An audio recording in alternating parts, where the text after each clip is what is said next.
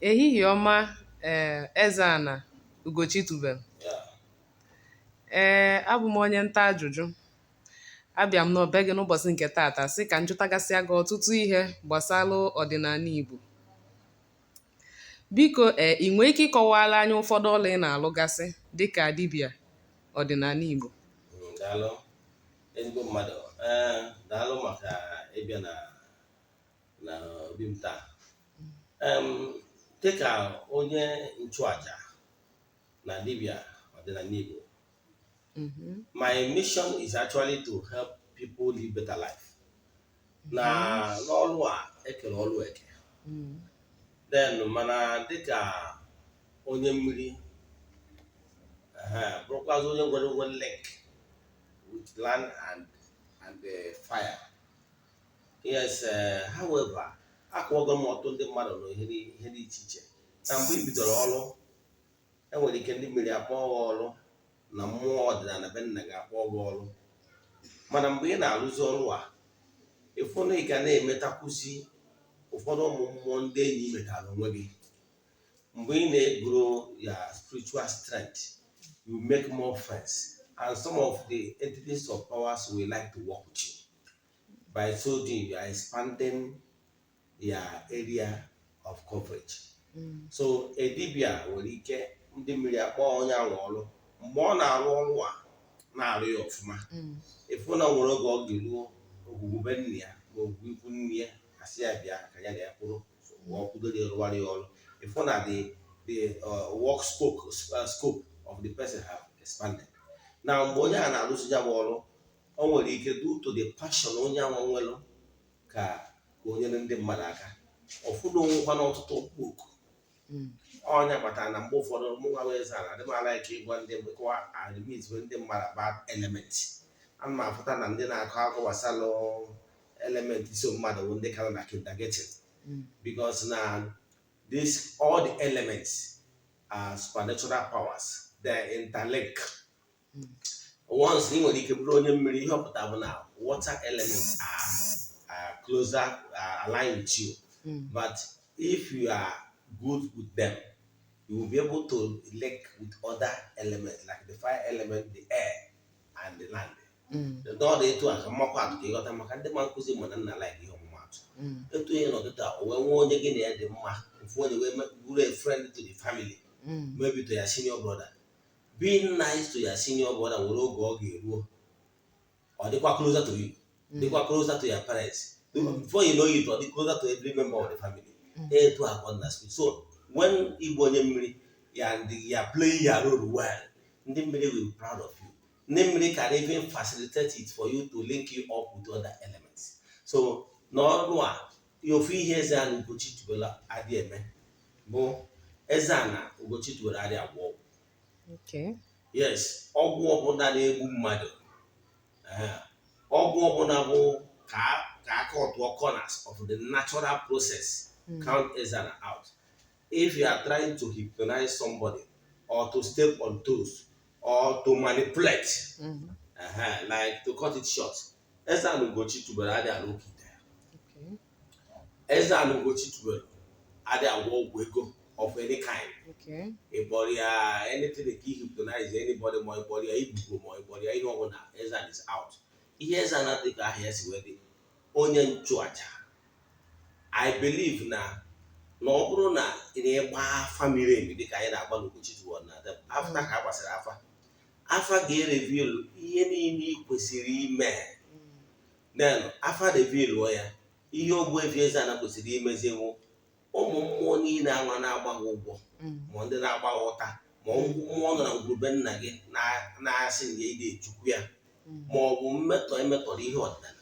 Ihe Eze-Ana ga-eme bụ ịkpọkụ ụmụ mmụọ niile ayọ ha ọnya bi ha. Ndị a ga-achụrụ aja achụrụ ha aja, ndị a ga-awara ọjị awara ha ọjị, ndị a ga-egburu anụ egburu ha anụ dị iche iche ka chịrị mmadụ. Ọ bụrụ na Eze-Ana align ọwụtụ mmụọ niile gị na mmụọ niile bụ mmụọ so gị. Now, Eze-Ana akpọzi ha nwa si oke ngwa bịa ka a gọzie onye a site na ịchụkwa ihe gbasara agwụ gị. Onye Igbo onye agwụ na-enye nsogbu aja na-echukwa agwụ, ochukwacha agwụ gị, ọ gwazie agwụ na ọgụ nwa agwụ na-achụta ego, ga-eji ọchụtawara ya ego with working in harmony with other elements so nyanwa chiri mmadụ ụdị ọrụ a ka ịzara na-arụ ihe gbasara ịchịkwa chi ezumezu mmụọ nsọ mmadụ ya na ịchịkwa agwụ ọnya ka ịzara na-arụ mana ọ bụrụ na ị chọrọ igbu mmadụ ma ọ bụ na ọka ị chọrọ ka ịkpara oke mmadụ count ịzara out ọhịa bụ ọrụ ịzara na-arụ dịka onye nchụ aja. Daalụ rinne. Ajụjụ m nke abụọ wee bụrụ dịka ị na-ekwu okwu ikwuru okwu ihe gbasara agwụ m wee sị ka m jụọ ọ mmadụ niile na-enwe agwụ a na-ekwu maka ya? Daalụ maka ajụjụ ị jụrụ. Agwụ ihe bịa bidogo na nke mbụ gịnị bụ agwụ maka na anyị ghọta ihe bụ agwụ anyị wee gbara onye ọbụla nwere agwụ. Nke mbụ agwụ bụ spirit nọ behind every gift mmadụ nwere. Akwụkwọ ndị ụka ọbịa ka m kwotu akwụkwọ ndị ụka ọbịa maka na ihe nji alaiki iji ihe mmadụ ma wee mara ya atụ ihe ọ maghị ebu na ichefuo ihe Eze-Ana kwuru icheta akwụkwọ nkọ. Akwụkwọ ndị ụka ọbịa kwuru the gift of a man make it a way for him. Now ihe ọ pụtara bụ na ihe onye ọ ga-abụ n'ụwa bụ based on etu onye anwa si wee nwee ike chọpụta ihe bụ akara o ji bịa ụwa and akara ahụ onye ji bịa ụwa bụ ihe ọ ga-abụ ọzụta uru. So spirit so agwụ onyinye ọbụla mmadụ mere ka a gwara agwụ n'ọdịnala Igbo. Now ihe ọ pụtara bụ na onye ọbụla nọ n'ụwa nwere ihe o ji wee bịa, o nwere gift o ji bịa. Now ihe ọ pụtara na onye ọbụla nwere agwụ mana agwụ karịrị agwụ. Ndị kwuru okwu si na gịnị nwa karịa ihe ọ bụrụ ọbara ọra, agwụ karịa ọgwụ ọ bụrụ ọbara ọra. Lete ndị dị ya bụ na ọ bụrụ ụzọ n'obodo o nwere ndị agwụ ha karịrị agwụ ibe ha. Enwere ndị agwụ enyere ha awụ maka nchịkwa nke onwe ha, nwee nke enyere agwụ maka ịchịkwa ọha, nwee nke ndị enyere agwụ maka iwu onye onye ụkọ onye nchụaja wee nye imirikiti ndị mmadụ ịzọ ndụ ndị mmadụ. So agwụ dị so mana o nwere ndị agwụ ha anara dị stọpụ ha based on the ihe a chọrọ ka ha lụọ. So mana ihe dị na ya bụ na enwere ụdị agwụ dị iche iche. Enwere agwụ nka na ụzụ. Agwụ nka na ụzụ abụ na onye nwere agwụ nka na ụzụ ma ọ bụ famili ebe enwere agwụ nka na ụzụ. Enwere famili mgbe gboo si na famili abụ ndị na-apụta ụzụ. Agwụ nka na ụzụ dị ihe ọpụta bụ na in modern world na-adị akpụzi gold, adị akpụzi ụmụ ihe niile mana ihe ọpụta ihe onye anyị dịrị wụ install the agwụ fabricating and the creative agwụ. Ihe onye na-eto anyị dịrị iji egwu onye nwere ụdị agwụ a ụdị ha ndebe ha bụ ịba into manufacturing, creative industry. If they create bring out new design. Onye na-eto amezi ihe dị na agwụ ya, onye a nwere ike ịda arahụ ụra efu ya abịa gosi ya ụdị dizaịn akpa bụrụ onye na-aba ma ọ bụ ụdị agwụ dizaịn agwụ ụgwọ ya akwa ọ bịara afịa echi obe patan kwa ya before you know it ọba afịa. Then ọkwara onye nọ into creativity fụ na o nwere ike create something from nothing. So mana mgbe ị ga-ebido rigbu uri ewu mgbe ị haziere agwụ gị, kpọkwa agwụ gị, gwa agwụ gị na taa na ha amaghasazi ihe, agwụsị n'ikwu nne agwụsị n'ikwu nna, wee gwa ha na bido taa na ị na-arụ ha, ị na-enye ha ọnọdụ, na ị na-eme ha install, wee gwa ha na bido taa na ị ga na-enye ha oke ha, ha gasasịkwa n'ihe kama ha nye aka chụtawa ego ka nya wụ ya gift make ya enwefu by so doing fụ na agwụ na-atụta ego.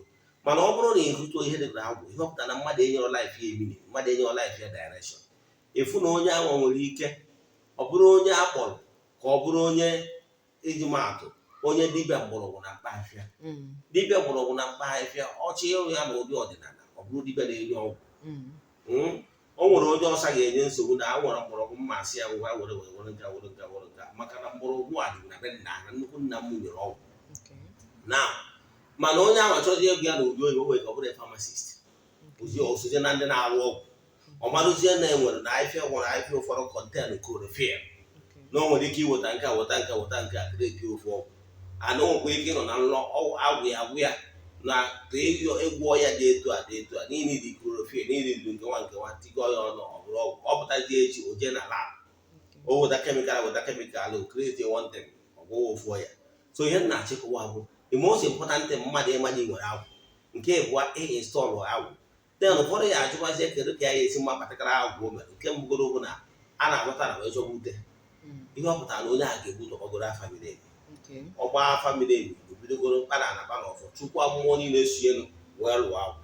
Okay. Ịkpọzie agwụ niile anwa nye ha direction, gwa ha na taa na ha kwudoro gị na-echekwa ka ịpụta ihe, na-echekwa ka ịdị ude ha mee ka ọchịchị obi na ihe anyị ji bịa ụwa ka ọ pụta ihe. Mgbe anyị nyere ha ọnọdụ gbuoro ha anụ, chụọrọ ha aja, ịfụ na ha ebido banye ọlụ, bido tebara gị alụ. Ụfọdụ na-achọ ka e buru ụzọ gwa ha n'afa n'ihi ahụ nke a, n'ihi ahụ nke a. Ụfọdụ ọnwa ndị ọ na-adịrị mana ọkpọ niile abụrụ like that. Ụmụ ndị bụ ị ga-ebidogodu n'ọrụ enyewe direction like mụnwa mgbe m bidoro ọrụ dibịa, ha bịa na-aghasara m ihe. Mgbe a ghasakọtara m ihe, onwe sị ha na m ekweta ihe bụ isi mbụ ụzọ mbịa bido ọlta. Mgbe m rụchara chịkwacha ihe dị na agwụ mbido bido ọlta, bidocha ọlta mpụta abalị ọnwa na-abịapụta nsị ha ngwa na-anọgo m n'ihu ọrụ m. Ha zitere m ọrụ m ma alụ edago bidedin ha bido zitere m ọrụ. Mgbe m bidoro ọrụ a, adị m arụ ọrụ niile, adị m eje mmiri na-akpọtụchi na-arụ ọrụ ndị ichie, mana ọ nwere oge m nọgidozie na ha bido gwa m. Mgbe ndị mmadụ bidoro na-akụ ụta na ihe a na-aga m, wee sị m eze na m gwa bido m ihe gbasara agwụ. Bido rụwa agwụ. Mgbe na-arụchara agwụ, wee sị m wee ụlọ nwere ndị bụ na ha haziri ihe gbasara agwụ na-emepe ihe, ha wee sị m rụwa agwụ awele.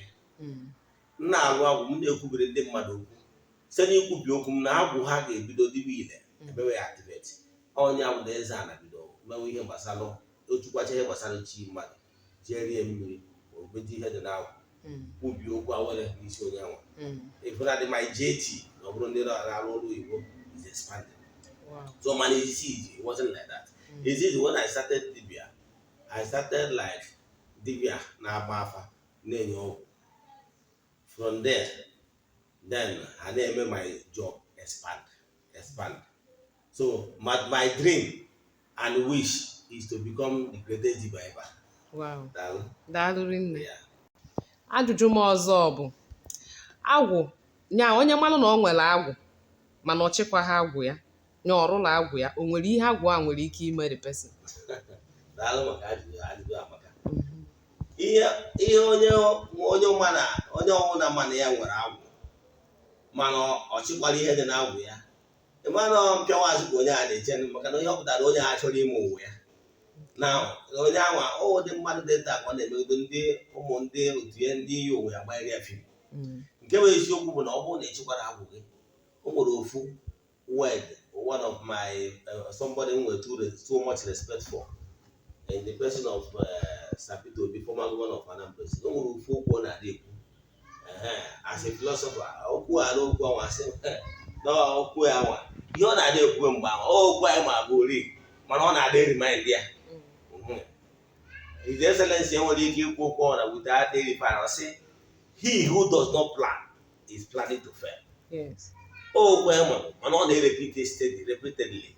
So ihe ọ pụtara bụ na ọ bụrụ na ị refuse install agwụ gị, ị maa na ị chọrọ inye ya life ewing, chọrọ inye ya life direction, therefore iwe onye riri eri. Fact, o nwere ihe mere achịkọrọ anything. O nwere ike ibutere mmadụ ire ehi ifuru, o nwere ike ime mmadụ ọ na-eburu onye aṅụrụma mmanya, o nwere ike maka na agwụ ya ọ haziri, o nwere ike ime onye ahụ akpa aghasa, o nwere ike ime onye ahụ alụ ka elefant rie ka ọkụkọ, o nwere ike ime onye ahụ agagodo n'ihu agawa n'azụ. Mfat, o nwere ike ime nwaanyị ojie dị ọnata, nwoke o nwere ike ọnụ nwaanyị ọchụọ nwa nwaanyị ọchụọ. So many times o nwere ike ime gị. So na-abụghị the key. Agwụghị gị na ya gwụ ụkwụ n'ọkpụrụ agwụ ga na-enye gị inspiration. Gị na-ebuzi inspiration, gị na-ebuzi na mmadụ for you to create something. Ị nwere ike ịnọkịta onye for you to be successful, you must have great minds. In the world we are reading today is the world of certificate, because you will create here whether you have a degree or not. The most important thing is what can you create? Will you be able to be a problem solver? Once you be able to be a problem solver, then you will be successful. Now, you know what that, and for you to be able to achieve this, you must get your hour involved. So here na-ekwu na ya bụ onye ọbụla achịkọrọ ihe dị n'agwụ ya can never be successful. Quote me anywhere. Nke mbụgoro na agwụ ga na-agba ya ụgwọ. Nke ịbụọ na ha na-ahapụ isi aka wee na-agba ụrịọ. O nwere ka ị ga-esi wee jọọ ma ọ bụrụ na i buru ụzọ mee ọkụ agwụ ndị be ikwu nne gị na be nna gị, maka na mmụọ na-eso mmadụ osi na be nna osi n'ikwu nne ya. Na ị nidere ịkpọkọta ha ọnụ, nye ha direction, gwa ha ebe ị na-eje, maka na nwata gwa nwoke ụka ebe ọ na-eje, ọgwa ihe ọ ya ekwu ma o ruo. Example, o nwere ihe dị iche ọtụtụ ndị mmadụ ịjụọ ha ejibe ezo na nchọpụta nwere. Ụfọdụ ga-asị gị na ha what is the simple thing, what people want. Now what you want ahụ mmadụ nwere ụgwụ ọchịchị obi mmadụ, mana the greatest problem ndị mmadụ na-eme enwezi bụ how to make that ọchịchị obi ahụ or that dream to become a reality. Now you can never have those their dream come to reality if the spirit, your Awu, is not backing you. The Awu is the spiritual force that will give that your whatever your dream is life. Daruri nne. Ajụjụ m ọzọ wee bụrụ, agwụ a na-ekwu maka ya dị ọ mmadụ niile nwere agwụ nwee kọl? Daalụ maka ya ajụjụ gbara ọkụ. Nke mbugoro bụ na onye ọbụla nwere agwụ dịka nsi kọwa. Na agwụ spirit not behind every man's gift, and the gift of a man make it away for him. Yes, everybody nwere agwụ, mana ọ bụrụ onye ọbụla nwere kọl. Ọ bụrụ onye ọrụ agwụ ọ bụrụ dibịa. Yes, ọ bụrụ onye ọrụ agwụ ọ bụrụ dibịa. Na saịdị Anambra ebe nsi wee bịa na Anedo, fọgụ nwee bụ dibịa, inwe agwụ na-eji stọpụ alụ ọrụ agwụ. Mana ọ bụrụzie na iyi abụ dibịa, ị mara na ị ga-eme ihe anyị na-agba ịwa akpa aja. Ịwa akpa aja bụ nnọkọ ụbọchị a na-echibe gị dibịa. Ịwa akpa aja bụ nnukwu mmemme adị eme na nzuzo. Ịwa akpa aja ụbọchị a na-awara gị akpa aja. Ịwa akpa aja bụ ihe a ga-abịa mee na ngwurube nna gị. Hapụzikwa anyị na dibịa a na-afụ kịta na-apụzi ọrụ oyibo. Mana na ịwa akpa aja anwa bụ nọọ ndị be nna gị ga-abịa, onye isi agwụ na be nna gị ga-anụ ya dị onye ka onye nọ ka okenye, maka na enyi jiri okenye ya ebenye gị ọfọ ndị nna nna ya ha. Ihe nna gwa wee tum nwa Ogbuefi EZE-ANA Ugochi tubelu si eme mbọsị m wara akpa aja, onye bụ the oldest man na our own clan na ya, all that man awa bụ onye isi, the oldest man in my own clan. Onye nwa bụ onye the oldest man na-efe alụsị no na my village. That alụsị ad na my village nwere onye ọda clan ga-enye ndị na-abụrụ from my own clan. That ihe ọpụta bụ na ọ bụrụ na Ogbuefi EZE-ANA Ugochi tubelu bụrụ the oldest man na my clan, ụmụ enye nri. Mana for now na onwe na-enye nri. Ụbọchị nwara akpa aja, ejere m bịa jee ụkwụ ya na ụbọchị dị etu a na nna abịa ka m bịa na nna awa akpa aja. Then ọ bịakwa nwere ihe a na-eji ezi onye ahụ ada agba aka afụ nwata eze n'ọnụ, nwere ọjị na mmanya na ihe eji afụ ya jee ụkwụ ya n'ụbọchị dị etu a na nna awụkọ akpa aja na ọ ga-anụ ya. N'ụbọchị anwa ji ya dị ya, ji na ọkụkọ ya dị ya, oke ọbana nnekwu ya dị ya, nkwụ ya dị ya, and rest of them ihe ndị a ga-enyekwu ya. Mana ọsọ ihe iji wee nyekwu ya n'ụlọ, ọ nwekwuru ihe ndị ị ga-enye ya ụbọchị a ka ọ bịa kwudoro gị ka ọ ga-ebenye gị ọfọ ndị okenye, ọfọ ya ancestors. Ụbọchị a ọ bịakwara were ọfọ enwa ji aka ya weta ya nwa ọfọ, weta data ọfọ bịakwa ụbọchị a ọ nụchara ya nwa ọfọ. Ọ bịa nwere ihe eji anụcha ọfọ ya wee nụchapụ ya ọrụ akwụ ma ọ bụ chụọ ọbụla si n'aka ndị metụrụ ya aka. Ọ dụchachaa ọfọ ahụ, ọ sị n'ụbọchị taa na nyanwa na onwe ya dịka okenye na-enye m ọfọ ndị nna nna anyị ha dịka okenye ana uru ama esiwo my own clan. Nke a ka o mere the same thing aha ka m jekwa na ndị ikwu nne m, onye ukwu okenye ebe ahụ abịa. Ọ bụrụ iwu na ọ ga-amụ nwanne ya mother direct, maka o nwere ike ezinụlọ be mmadụ a na-eji agwụ na ha dị eje ụka. Onye ọbụla bụ onye ụmụnna fa can stand for you as ya nna ochie.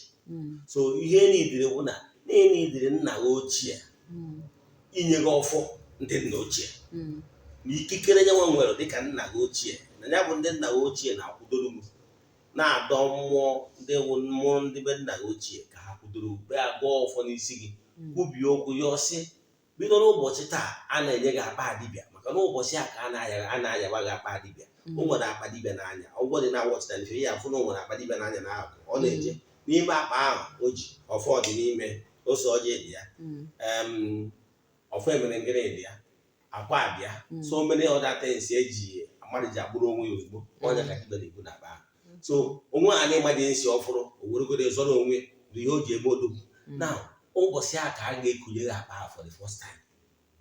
Ọ bụrụ na ije ga ebe a na-echi ndị fada ịfụ na ụbọchị a ka ya sị na onye ahụ bụ reverend onye na-eto ụbọchị echiri etiti n'ụbọchị a ka a ga-echiwe fada mmadụ a na-echiwe onwe n'ụbọchị a emechi ụbọchị a ka a ga-eprokrem ndị nna m ochie wee kwupịa na ha nwabụ ndị nna m ochie na-enye gị nzu na ụbọchị nke m ha nyere m ọfọ nye m nzu si n'ụbọchị tata na ụbọchị ọ na m nwetara nzu wee tụọ wee kpọkọọ mmụọ ndị ikwu nne m ka ha kwudoro m ka ha za m ka mmụọ ikwu nne m akwudoro m mụ na mgbe ọnwa na mkpọkwuru ha na ha ga-aza m n'ọrụ a na-arụ na mba edu ude na m ga-apụta ihe ha gwọọrụ m ọfọ ndụ echefukwara na mba ụzọ je gwafa nye ya ihe eji emenya eme odogwu o wee bịa ụbọchị a kpọọ ya na kpọọ ya nwoke oke ọma na nnekwu na ji ọ ga-eji wee na emesịa nke a gwazie gị na ka ọ bụrụ na anyị gwa anyị nwe Oraifite ụbọchị anyị ji alụ agwụ na awụ ụbọchị eke ọ rụchọọ agwụ awa anyị esi ụkwa ọ nwere ka esi eme ya bụ mmemme anyị nwa ihe anyị ji alụ agwụ bụ oke ọma na nnekwu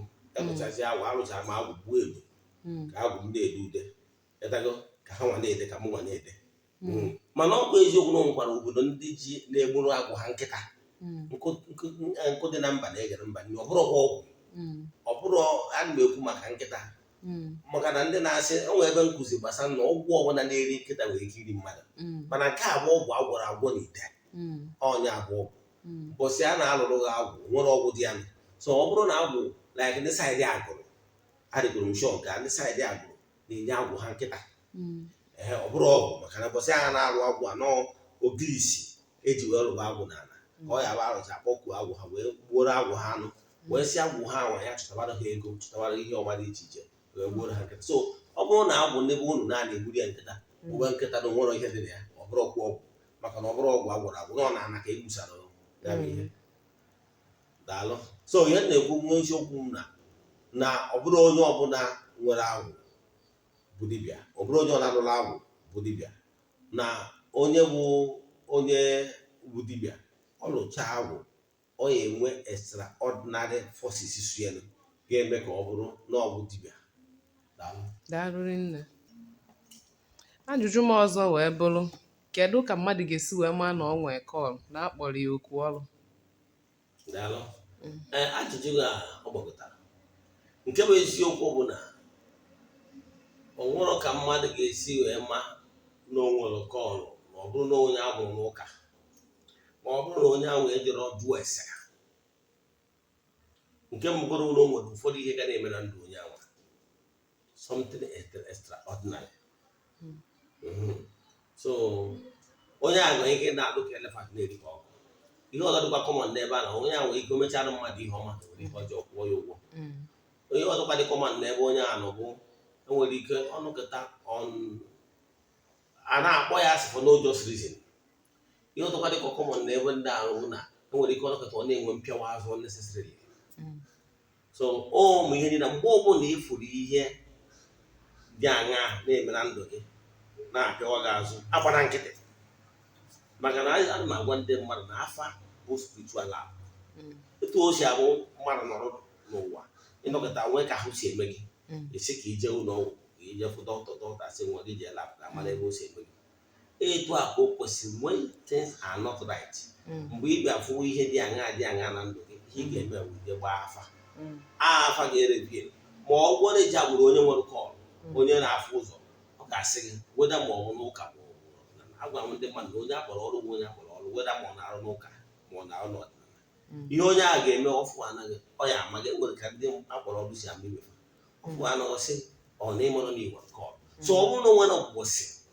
ijere na afa debe dibịa ma ọ n'onwe gị n'ebe ọ ijere onye ọbụla nwere kọl ọ na-aza prọfet ọ na-aza pastọ wee sị gị na nwere kọl then ihe ọpụta nwụ na nwere kọl once ije na-agwa ya confirm ya ofu ebe ụzọ ebe na ụzọ ebe ịtọ ma na nwere kọl now ihe ị kwesịrị iji ọsọ were ije mere bụ ozugbo ichere ka m pịawa azụ bịa maka na akpọ kọl ịchọ na ewe abịa a ga-apịawa gị azụ and ịda akpọrọ kọl ihe ọpụta bụ na o nwere ndị ọbụ n'ọgụ nwa ga-ekwubi okwu n'ime ndụ ha ka Chidimma wee dị ka mmadụ atụ ka ịghọta ihe onye nwere kọl that is onye sinio onye agbara ọrụ nwere ike ime ma ọ bụ onye ụkọchukwu ị nwere ike nwee kọl ị nụrụ na mgbu ihe mgbu oke mmadụ nwere ike nwee ihe mgbu nọdụ ihe mgbu na-ebegharịrị ihe mgbu na-enwu ya ma ụfọdụ ị na-edere ụkọchukwu ga-ekwubi okwu n'isi ọnọdụ onye ahụ ọ ya kpatara nwere ebe Jizọs na-ekwu okwu ndị ụka ya na sị ya ụbọchị ndị mmadụ mere sị ya gwa ha ji egosi ụkọchukwu onwe ha na o nwere kọndishọn mmadụ ga-anọ mmanụ onidiri ka o jekwa ụkọchukwu ka ekwubiere ya okwu example o nwere onye a na-akpọ Samuel nne mụtara ya wụ Kana Kana bụ the chief priest the priest mana Ana bụ nne mụtara Samuel wee sị na akwụkwọ wekọ na akwụkwọ ndị akụkọ ndị ụka ọbịa na o nwere otu ụbọchị Ana jere n'ime ogige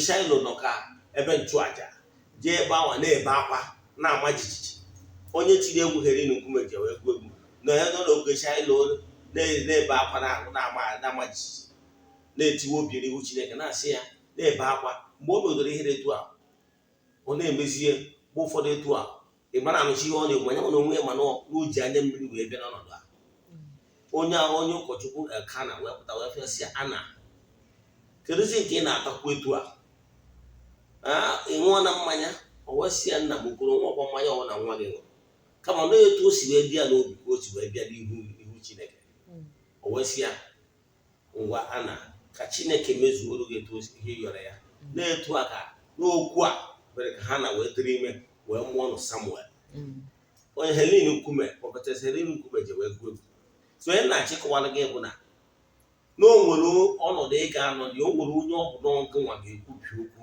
ka Chidimma dị ya ndụ onye ahụ so ọ bụrụ na iwe onye akpọrọ ọrụ ihe ọpụta bụ na o nwere ndị ọbụla ọgụ ya ekwubi okwu n'isi ha example o nwere mmadụ na-ahụ ihe nwe ofu problem eje na nke ofu onye arụcha ọrụ ofu onye adị mma ofu onye adịrọ mma ihe ọpụta na ọ bụrụ na ike ya adịghị kama na onye nke ọzọ ahụ adịrọ mma ihe ọpụta bụ na ọ bụrụ that particular person ga-ekwubiri okwu n'onye ọzọ mgbe ọ bụla ọ gagidoro maka na asị na ihe ntị na-atọ ọ bụrụ na ọ bụrụ na ntị ama ezu ike mgbe onye ahụ continue searching ọ ga-aja amụta onye bụ ọ da-akpọkọ ezumezu esi ya chi ya direct ya eto the person ga-ekwubiri okwu mgbe o megoro ihe a ga-adirect eto onye ya bụ okwubiri adịrị okwu ọ dị ya mma so ihe eji apịa nwa onye akpọrọ ọrụ azụ bụ nwa maka na onye ahụ ị kwesịrị ikwubiri okwu ka na-agagharị na-akụ ọta na-ebe akwa na-asị Chukwu kedụzi ka esi gbakọta ya azụ kedụzi ka esi zaa ndị ọzọ azara ya akwa ahụ ọ na-ebe ga-emezi the forces of nature